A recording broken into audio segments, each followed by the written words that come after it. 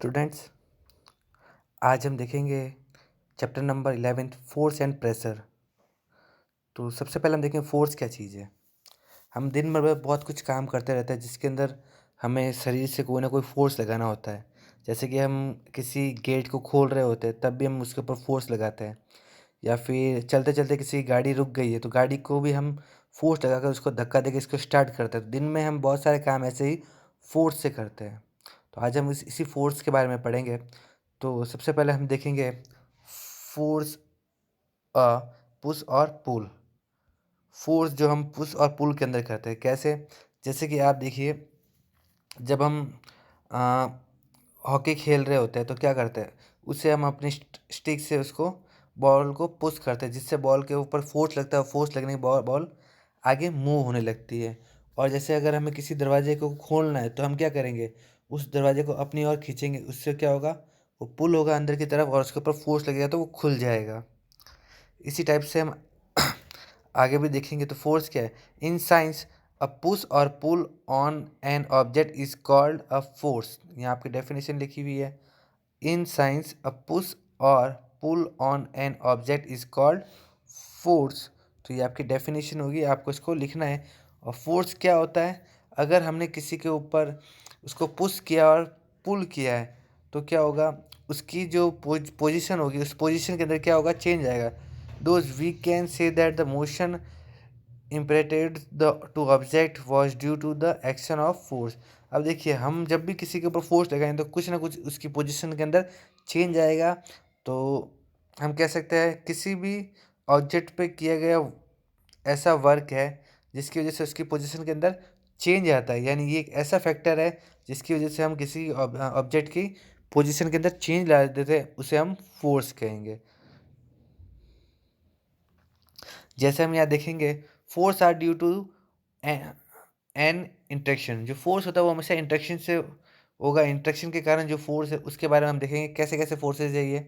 जैसे कि एक आदमी यहाँ पे हम बताया गया है जो कि क्या है, कार के पीछे खड़ा है।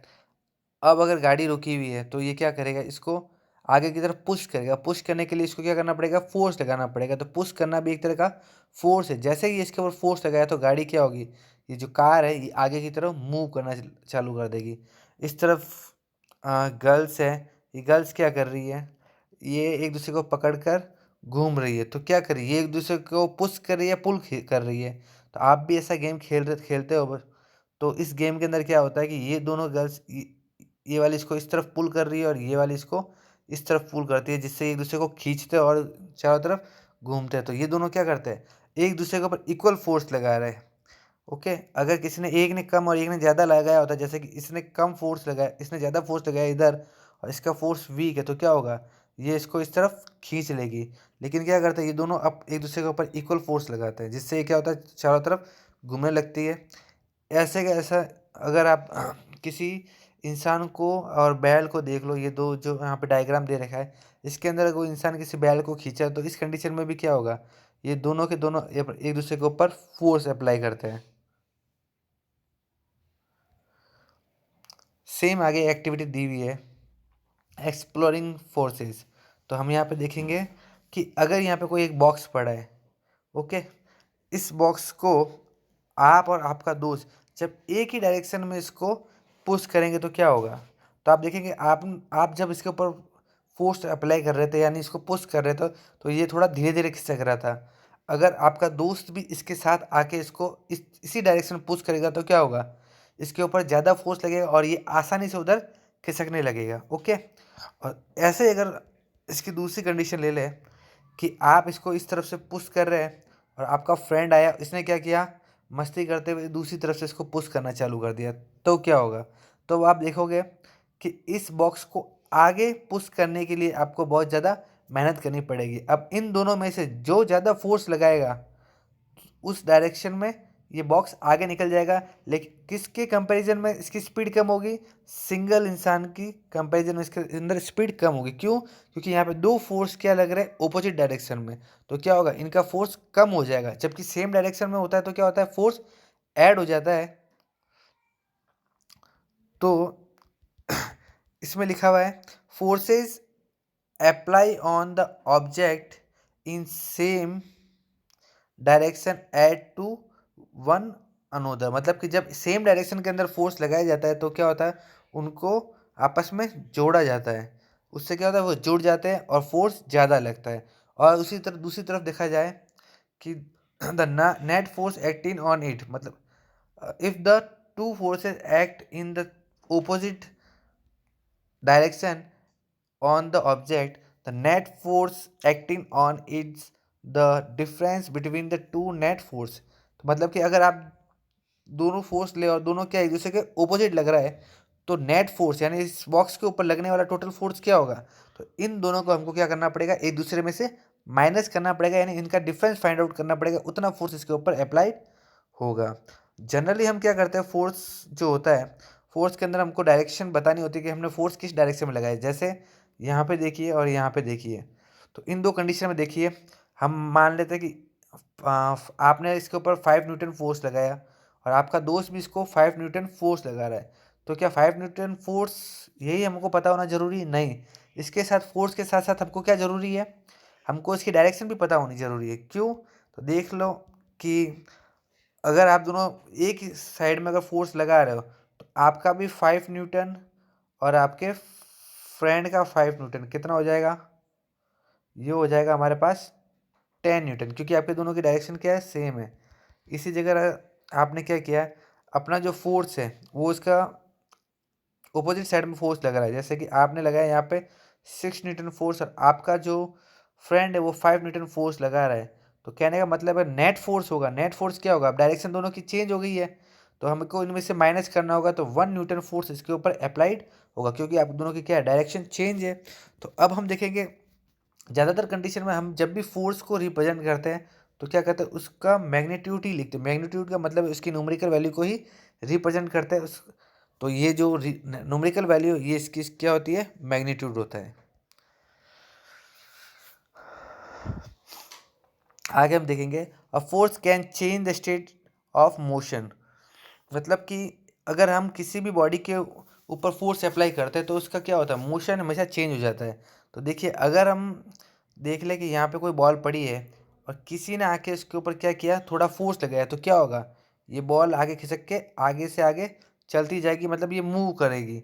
ओके, और ये जो बॉल आगे से आगे चलती जा रही है, चलती जा रही है, आपने क्या किया, अपनी हथेली को इसके बीच में यहाँ पे रख दिया। ओके, ये हथेली यहाँ पे रख दी तो क्या होगा, बॉल यहाँ पे आके रुक जाएगी। उसके बाद चाहे हथेली हटा भी देंगे तो बॉल यहाँ पे रुकी रहेगी, इसकी क्या होगी, स्पीड चेंज हो जाएगी। तो स्पीड के ऊपर इसकी कैसे डिपेंड करता है, अगर कोई बॉडी एक डायरेक्शन में मूव कर रही है, ओके, ऑलरेडी पहले मूव कर रही है, उसके ऊपर आप और फोर्स लगाएंगे, उसी सेम डायरेक्शन में फोर्स लगाएंगे, तो क्या होगा, स्पीड है, स्पीड क्या हो जाएगी, आपकी बढ़ जाएगी। जब बॉडी की मोशन की डायरेक्शन में हम फोर्स लगाएंगे तो इसकी स्पीड में क्या होगा, इंक्रीमेंट होगा। लेकिन अगर हम क्या करें, इसकी डायरेक्शन अगर इस तरफ है और हमने क्या किया, फोर्स इसके ओपोजिट डायरेक्शन में लगाया, तो क्या होगा, इस बॉल की जो स्पीड है वो धीरे धीरे क्या होगी, कम होगी। और जब ये फोर्स इसकी स्पीड को पूरा मैनेज कर ले तो क्या होगा, इस लास्ट में जाके ये बॉल रुक जाएगी। इसके लिए इसको परफेक्ट फोर्स इसके ऊपर लगाना होगा। ये फोर्स हम कहाँ लगाते हैं, जैसे कि गाड़ी के जो ब्रेक होते हैं, तो ब्रेक यही काम करते हैं, जब गाड़ी आगे मूव कर रही होती है तो ब्रेक उसके ऊपर फोर्स लगाते हैं और उस फोर्स की वजह से क्या होता है, गाड़ी रुक जाती है। अगर ये फोर्स नहीं होता तो गाड़ी आगे से आगे चलती रहती है। तो ये जो फोर्स होता है वो एक डिक्रीजिंग फोर्स है, तो इससे हम गाड़ी की स्पीड को कम कर सकते हैं। तो फोर्स किसी भी मोशन की किसी भी ऑब्जेक्ट के मोशन को चेंज कर सकता है, उसकी स्पीड को बढ़ा सकता है, कम कर सकता है। वो किसके ऊपर डिपेंड करेगा कि फोर्स उसकी मोशन की डायरेक्शन में लग रहा है या उसके ऑपोजिट डायरेक्शन में। अगर उसकी डायरेक्शन में ही लग रहा है तो इसकी स्पीड बढ़ेगी, और उसकी मोशन की डायरेक्शन में ऑपोजिट में लग रहा है तो इसकी स्पीड घट जाएगी। यहाँ एक जो बच्चा है वो बच्चा क्या कर रहा है, ये बच्चा इस टायर को घुमा रहा है एक लकड़ी के सहारे। जो टायर क्या कंटिन्यू आगे से आगे बढ़ता जा रहा है, मतलब इसकी स्पीड क्या हो रही है, बढ़ रही है। लेकिन ये स्पीड ज़्यादा क्यों नहीं बढ़ रही है, आप सोच रहे होंगे। तो यहाँ पे ध्यान दीजिए, जब इस रोड के ऊपर चलता है तो यहाँ पे क्या होता है, फ्रिक्शन लगता है। क्या लगता है, फ्रिक्शन फोर्स। फ्रिक्शन फोर्स मतलब ये टायर घिसता रहता है, घिसावट इसकी स्पीड को क्या करती है, कम। तो धीरे धीरे अगर आप इसको ये नहीं चलाएगा कंटिन्यू तो क्या होगा, धीरे धीरे ये टायर यहाँ आके रुक के गिर जाएगा। लेकिन क्यों, क्योंकि इसके फ्रिक्शन फोर्स इसकी जो मोशन है उसके ऑपोजिट साइड में क्या लगाता है, एक फोर्स लगाता है, जिसकी वजह से इसकी स्पीड कम होती रहती है और लास्ट में जाके गिर जाएगा। लेकिन जो ये बच्चा है जो इसको स्टिक से बार बार घुमा रहा है, वो क्या कर रहा है, उसको कंटिन्यू फोर्स दे रहा है, जिससे स्पीड वापस बढ़ती जाती है और ये टायर आगे से आगे घूमता रहता है। और देखिए अगर यहाँ से कोई बॉल हमने इसको थ्रो की, थ्रो करने के बाद ये आगे की तरफ बढ़ती जाएगी, जैसे कि मान लें इस तरफ बढ़ती जा रही है और हमने यहाँ पे क्या रख दी, एक एक ऐसी टेढ़ी स्टिक रख दी, तो ये यहाँ से टकराएगी। टकराने के बाद क्या होगा, इस स्टिक की जो डायरेक्शन होगी उस डायरेक्शन में ये बॉल की डायरेक्शन भी चेंज हो जाएगी। तो क्या होगा, स्टिक ने इसके ऊपर एक फोर्स लगाया, ये फोर्स क्या कर रहा है, ये फोर्स इसकी डायरेक्शन को भी चेंज कर रहा है। तो इस टाइप से हमने बहुत सारे गेम देखे, जैसे कि हम जो क्रिकेट खेलते हैं तो क्रिकेट के अंदर क्या होता है, एक बैट से जब बैट्समैन किसी बॉल को हिट करता है तो बॉल क्या होती है, बॉल इस डायरेक्शन इसके ऊपर आती है, ये इधर हिट होती है, हिट होने के बाद ये इसको डायरेक्शन को चेंज कर लेता है और चेंज करने के बाद ये बॉल को जहाँ इसको मारना होता है अपनी इच्छा से उसको हिट करके भेज देता है। तो क्या किया इस बैट्समैन ने, इस बैट्समैन ने ये किया, जो बॉल की जो स्पीड थी उसके अंदर फोर्स लगाया, फोर्स लगाने से क्या हुआ, इसकी जो डायरेक्शन थी उस डायरेक्शन को चेंज कर दिया। डायरेक्शन के साथ साथ ये किसको चेंज कर रहा है, उसकी स्पीड को भी चेंज कर देता है। तो देखिए फोर्स क्या क्या कर सकता है, उसकी स्पीड को कम ज़्यादा कर सकता है, साथ ही साथ उसकी जो डायरेक्शन है उसको भी चेंज कर सकता है। तो ये कुछ एक्टिविटीज़ आपको दी हुई है, तो आप ये एक्टिविटीज़ देखिए। उसके बाद यहाँ पे लिखा हुआ है the force on an object में चेंज इट्स शेप। अगर हम किसी बॉडी के ऊपर फोर्स लगाए तो वो उसका शेप भी चेंज कर सकता है। जैसे जैसे देखिए आपके पास एक बलून है, ओके, उस बलून को आपने क्या किया, फुला दिया है। अब आप इसको दोनों हाथों से इसको दबाइए, दबाएंगे तो क्या होगा, ये बलून का शेप वो क्या होगा, फैलता जाएगा और इसका शेप क्या होगा, चेंज होगा। और जैसे ही आपने हाथ हटाया तो क्या होगा, बलून के अंदर की एयर भी फोर्स लगाएगी और ये अपने पहले वाले शेप के अंदर आ जाएगा। तो ऐसे बहुत सारी चीज़ें जिससे हम इसका शेप बदलते रहते हैं, बहुत सारे ऑब्जेक्ट ऐसे आते हैं जिसका हम शेप बदलेंगे। जैसे कि जो बॉडी वगैरह बनती है गाड़ी कार्स वगैरह की, तो उनके अंदर क्या होता है, जो हमारे पास जो सीट आती है वो एकदम प्लेन होती है। जो स्टील की सीट आएगी वो कैसे आएगी, प्लेन आएगी। लेकिन क्या करते हैं, हमको उसको शेप में बदलना होता है, तो हम क्या करेंगे, इधर से इसके ऊपर क्या लगाएंगे, प्रेशर, मतलब कि एक हमारे पास इंस्ट्रूमेंट है होगा, उसके ऊपर इसको हम रख देंगे। तो अगर हम यहाँ से उसके ऊपर प्रेशर लगाएंगे तो क्या होगा, ये मुड़ के कैसा बन जाएगा, इस टाइप से बन जाएगा। तो हम इसका क्या कर रहे हैं, शेप को चेंज कर रहे हैं। हम डेली रूटीन में बहुत सारे काम करते हैं जिससे प्रेशर से किसी भी ऑब्जेक्ट का जो शेप है वो बदलता रहता है। जैसे हम अलमारीज बनाते हैं या फिर कोई भी फर्नीचर वगैरह जो स्टील का बनता है, तो उसके ऊपर क्या यूज़ किया जाता है, फोर्स ही हम अप्लाई करते हैं और उसका शेप बदल देते हैं। अब यहाँ लिखा है कांटेक्ट फोर्स। कांटेक्ट फोर्स का मतलब जो हमारे कांटेक्ट में आने से जो फोर्स लगता है उस फोर्स को कांटेक्ट फोर्स कहेंगे। तो उसके अंदर सबसे पहले दिया मस्कुलर फोर्स, जो हमारे मसल्स है उन मसल्स की एक्शन की वजह से जो भी फोर्स अप्लाई होता है उसको हम क्या करेंगे, मस्कुलर फोर्स। जैसे अगर हम किसी चीज़ को ऊपर उठा रहे हैं, ऑब्जेक्ट को ऊपर उठाएंगे तो क्या होगा, हमारे बॉडी के जितने भी मसल्स हैं वो सारे उसके अंदर एक्टिव हो जाएंगे, वो वर्क करेंगे। तो उन मसल्स की वजह से लगने वाला फोर्स ही क्या कहलाता है, muscular force.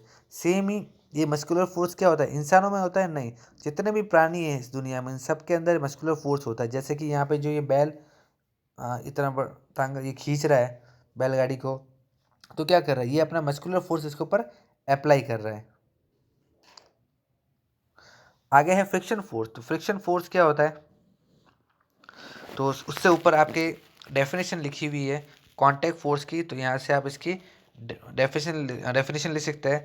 Since the muscular force can be applied only when it is in contact with an object, it is called a contact force. Contact force क्यों कहते हैं इसको, मस्कुलर फोर्स को, क्योंकि मसल्स तब ही फोर्स अप्लाई कर सकते हैं जब वो किसी के कांटेक्ट में। आप दूर से खड़ा किसी चीज़ को धक्का नहीं दे सकते, उसके लिए आपको उसको पास में जाके हाथ से धक्का देना पड़ेगा, यानी उसको टच करना पड़ेगा, इसलिए उसको कांटेक्ट फोर्स कहा जाता है। फ्रिक्शन, फ्रिक्शन भी जो फोर्स है वो क्या होता है, इसको बोलते हैं घिसना।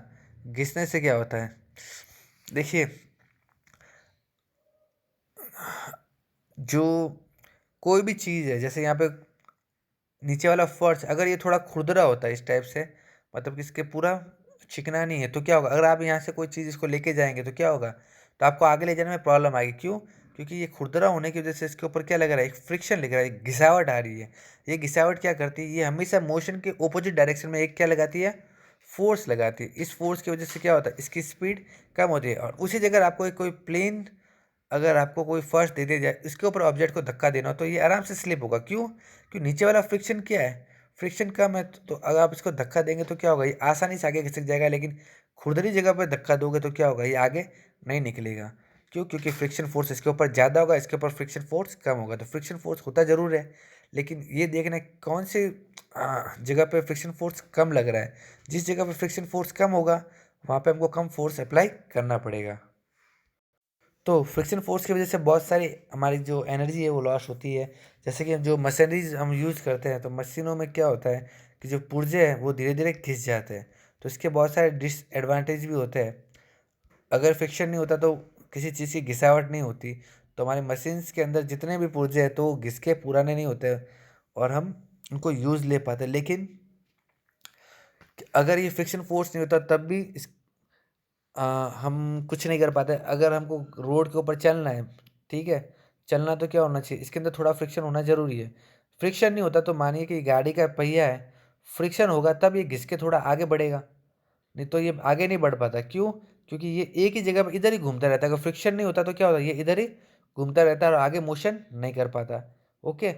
और दूसरी चीज़, हम जब गाड़ी के अंदर ब्रेक लगाते हैं वो किसकी वजह से रुकती है, गाड़ी के अंदर जो ब्रेक लगाया जाता है ये पहिया रुक जाता है। रुकने के बाद क्या होता है, इसके अंदर ये जो फ्रिक्शन लगता है इस टायर और इस नीचे रोड के बीच में, इस फ्रिक्शन की वजह से ये टायर थोड़ा सा आगे जाके रुक जाता है। बाई चांस अगर यहाँ पे फ्रिक्शन नहीं होता तो क्या होता, हम ब्रेक लगा देते, पहिया रुक जाता, लेकिन ये पहिया क्या है, जो टायर है वो स्लिप होता रहता है और स्लिप होता रहता है और आगे आगे बढ़ता रहता है। तो इससे गाड़ी कभी रुकती नहीं। तो फ्रिक्शन के एडवांटेज भी बहुत सारे हैं और डिसएडवांटेज भी बहुत सारे हैं। तो जब भी मशीनें जो होती है उसके अंदर हम एक लुब्रिकेंट ऑयल का यूज़ करते हैं। ये जो ऑयल होता है ये बहुत ही चिकना होता है। तो क्या होता है, जब दो पार्ट्स जो आपस में लगे हुए हैं जिसके बीच में फ्रिक्शन हो रहा है, तो ये ऑयल जो लुब्रिकेंट ऑयल होता है उसके बीच में लगा दिया जाता है। जिससे क्या होता है, इनका जो बाहर का सरफेस होता है वो बहुत ही चिकना हो जाता है। चिकना होने की वजह से क्या होता है, ये कम घिसते हैं और एनर्जी लॉस भी बहुत कम होता है। आगे नेक्स्ट इलेक्ट्रोस्टैटिक फोर्स। तो इलेक्ट्रोस्टैटिक फोर्स क्या चीज़ है, तो आपने कभी देखा होगा कि आप जो सिर पर जो कंघी लेके बाल बनाते हैं, बाल बनाने के बाद अगर आप इसको पेपर के पास लेके जाएंगे तो पेपर के पास ले जाने से क्या होगा, पेपर उसकी तरफ अट्रैक्ट होगा। ओके। ये थोड़ा क्या होगा, ऊपर की तरफ अट्रैक्ट होगा। ये अट्रैक्ट क्यों होता है, क्यों? क्योंकि जैसे आपने उस कंघी को आपने बालों पर रब किया, रब करने से क्या हुआ, कुछ चार्ज उस कंघे के ऊपर आ गए। चार्ज आने की वजह से क्या होता है, जब भी आप किसी पेपर के पास में उस कंघी को लेके जाएंगे तो क्या होगा, ये पेपर आगे से थोड़ा ऊपर की तरफ उड़ जाएगा। क्यों? इनके दोनों के बीच में क्या लग रहा है, एक फोर्स लग रहा है। क्या लग रहा है? फोर्स लग रहा है। ये फोर्स क्या कांटेक्ट फोर्स होगा? नहीं, ये एक नॉन कांटेक्ट फोर्स होगा। क्यों? क्योंकि देखिए ये कंघी इसको टच नहीं कर रही, ओनली इसके क्या है, पास में आ रही है। तो ये एक नॉन कांटेक्ट फोर्स होगा। तो हम लिख सकते हैं कि नॉन कांटेक्ट फोर्स क्या होता है, the force exerted by a magnet is in an example of non contact force. Magnet एक नॉन कॉन्टैक्ट फोर्स होता है, सॉरी नॉन कॉन्टैक्ट फोर्स में मैग्नेट हमको पढ़ना है, बाद में पढ़ेंगे इसको। तो इलेक्ट्रोस्टैटिक फोर्स में क्या होता है, जब भी ये दोनों पास में आते हैं तो क्या होता है, एक दूसरे को अट्रैक्ट करने लगते हैं। तो इस टाइप का फोर्स भी क्या होता है, एक नॉन कॉन्टैक्ट फोर्स के अंदर ही आता है। और इस टाइप के फोर्स हमेशा इसको कहते हैं इलेक्ट्रोस्टैटिक फोर्स। तो हम एक देख लेते हैं नॉन कांटेक्ट फोर्स के अंदर मैग्नेट। तो मैग्नेट आपने देखी है क्या है, जब दो मैग्नेट लेते हैं, इस मैग्नेट के अंदर इसके दो पोल होते हैं, north pole and south pole. जब नॉर्थ पोल के पास दूसरी मैग्नेट का हम क्या लाते हैं, साउथ पोल लाते हैं। देखिए ऑपोजिट लाना पड़ेगा आपको, नॉर्थ पोल के सामने साउथ पोल लेके आएंगे तो इन दोनों के बीच में क्या होगा, अट्रैक्शन होगा। ये एक दूसरे को अपनी तरफ खींचने की कोशिश करेंगे। जबकि अगर आपने क्या किया कि इसके नॉर्थ पोल की तरफ इसका भी नॉर्थ पोल किया तो ये एक दूसरे को रिपल करेंगे, इनके बीच में रिपल्सन फोर्स लगेगा, जिसके कारण ये एक दूसरे को धक्का देंगे और दूर जाने की कोशिश करेंगे। तो इन दोनों कंडीशन में आप देखिए, इन दोनों को वो आपस में कांटेक्ट में लाने की जरूरत नहीं है, ये दूर से ही एक दूसरे को अट्रैक्ट और रिपल करते हैं। तो ये जो फोर्स है एक नॉन कॉन्टैक्टिंग फोर्स है।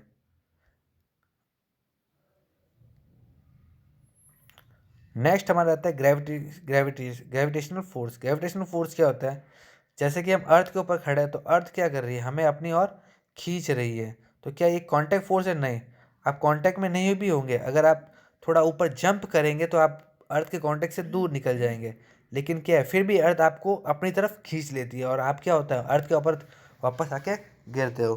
ठीक है, अगर बाकी दुनिया में जितने भी बड़े प्लेनेट है, चाहे कोई भी प्लेनेट ले ले, वो अपना एक ग्रेविटेशनल फोर्स रखता है। ये जो फोर्स होता है एक नॉन कॉन्टैक्टिंग फोर्स है, जिसके कारण आप उस प्लेनेट से चिपके रहते हैं। तो हर प्लेनेट का जो ग्रेविटेशनल फोर्स होता है वो अलग अलग होता है।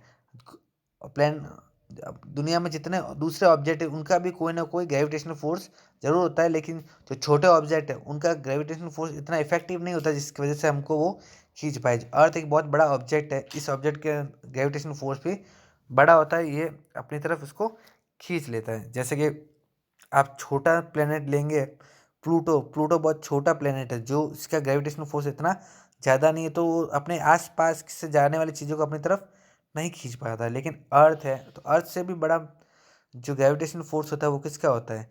ये होता है जुपिटर का, क्योंकि जुपिटर का साइज़ बड़ा है तो वो किसी भी ऑब्जेक्ट को अपनी तरफ ज़्यादा अट्रैक्ट करता है। तो ये इस अट्रैक्शन के लिए ज़रूरी नहीं है कि वो बॉडी उसके कांटेक्ट में आए। तो हम लिख देंगे एन ऑब्जेक्ट और the things falls toward the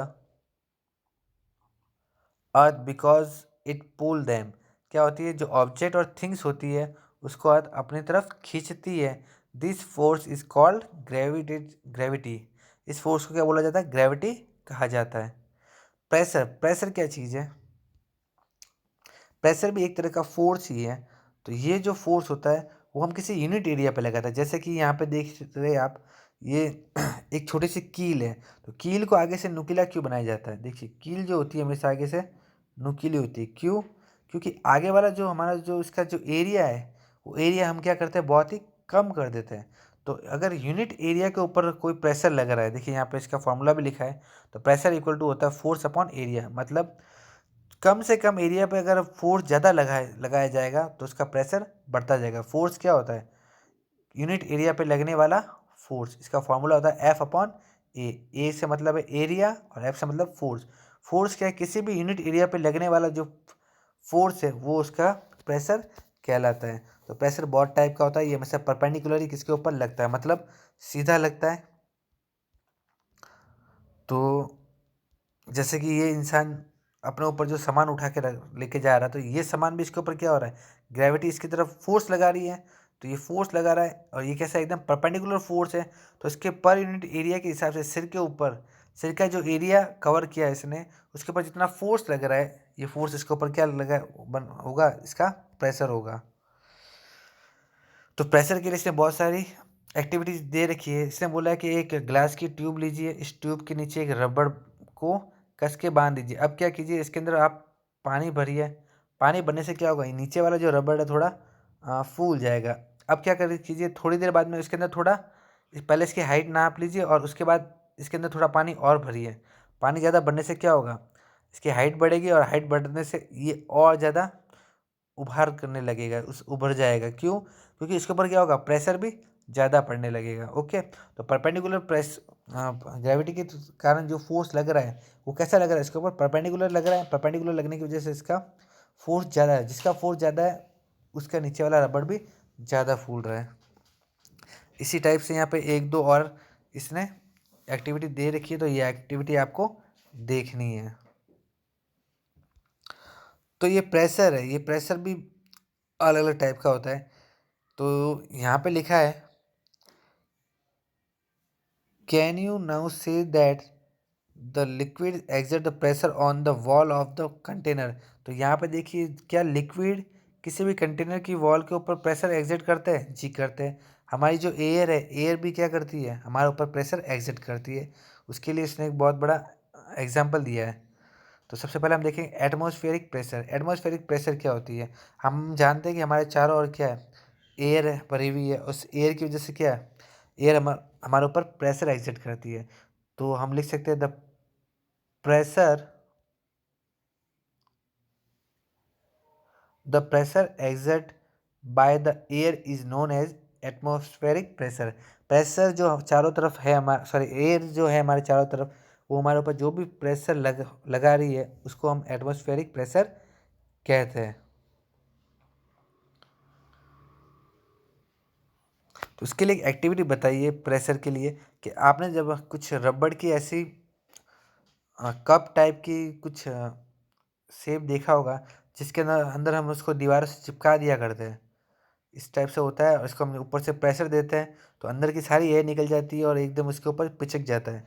पिचकने के बाद देखना कि हम उसको खींचने की कोशिश करते हैं तो क्या होता है, ये खिंचता नहीं है। क्यों? ये उस दीवार के चिपक जाता है। किस कारण? क्योंकि एयर इसके चारों तरफ क्या लगा रही है, प्रेशर लगा रही है। तो एयर इसके चारों तरफ से प्रेशर लगाती है और प्रेशर के लगाने की वजह से क्या होता है, ये दीवार के ऊपर चिपक जाता है। इसे हमें अगर दीवार से उखाड़ना है तो हमें क्या करना पड़ेगा, इसके ऊपर अपनी तरफ से और प्रेशर लगाना पड़ेगा। तो आज हमने प्रेशर और फोर्स के बारे में पढ़ा है। तो इसके जो क्वेश्चन आंसर है, तो मैंने लगभग यहाँ पे बहुत सारी डेफिनेशन आपको सर्कल करके बता दी थी। फिर भी आपको इसमें से चैप्टर को पढ़ना है और उसके क्वेश्चन आंसर को नोटबुक में नोट करना है।